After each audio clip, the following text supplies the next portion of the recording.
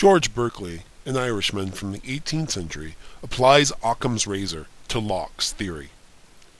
According to Berkeley, all ideas except self and God are really secondary qualities. Using Occam's razor, Berkeley chops out the concept of primary qualities. Hold on to your hats. Berkeley is an extreme idealist. For Berkeley, only the mental world exists. His answer to the all-important question of how much of the world we make up in our heads is all of it. That's what we are left with after Occam's razor cuts out primary qualities. Well, there are the important exceptions of God and self. A physical object is the sum total of the sense data from that object, and sense data only exists in our minds. For us, there are no objects. There is only what our senses report about those objects. Coining Latin phrases is popular among philosophers, and Berkeley has one just like Descartes does. Berkeley's is esse is percepe, which translates into English as to be is to be perceived. For something to exist, it must be perceived by a mind. And it is lucky for us that nature makes our task of perceiving reality easier by arranging things in recognizable patterns. Wait, there's more. Like Descartes, Berkeley is faced with the problem of solipsism, but he has a solution. For Berkeley, language is used to unify ideas in our minds. We give a word for something. Pain. But we have no way of knowing if your sense data is the same as mine. I say burning my hand on the stove hurts. You say burning your hand on the stove hurts. But how do we really know that we feel the same thing when we burn our hands? We don't. That's why language is so important. Language holds the social world together. It gives us a means to communicate with each other even when we are unsure we are seeing, hearing, feeling, touching, smelling, and tasting the same things.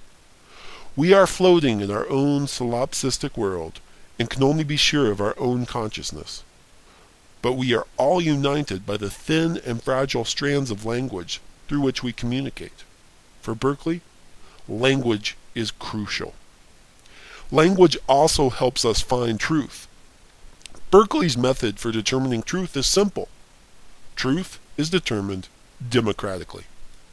In a room full of 100 people, if 93 of the people say there is a big ogre in the room, then there is a big ogre in the room.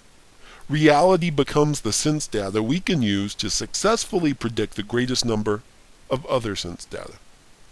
Everything in this theory is about sense data communicated through language. Did I mention that Berkeley was a bishop? He is, and that means God has to be in here somewhere. Where does sense data come from? Remember reading about Descartes' wax experiment in chapter 2, as well as the discussion of substance when you read about Locke in this chapter? For Descartes and Locke, substance produces sense data, and substance comes from God. For Berkeley, there is no physical substance. There is only sense data, which exists in the mind. According to Berkeley, sense data comes from God. God is the center. God perceives and the center holds. If God didn't exist, the center would not hold. If esse is percepe, then what happens to an empty room? If there is no one there to perceive it, the room ceases to exist according to this theory. However, even when we leave the room, turn off the lights, and shut the door, the room still exists, because God is there to perceive the room. Wait a second.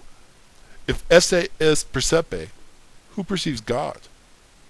What about the other exception? Self. Berkeley's theory has a few points that need explaining. You can take a look at page 89 of your textbook for a summary of the objections to Berkeley's theory.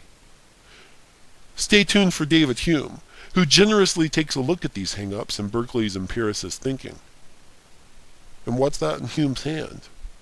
My sense data report to me that Hume is carrying a razor.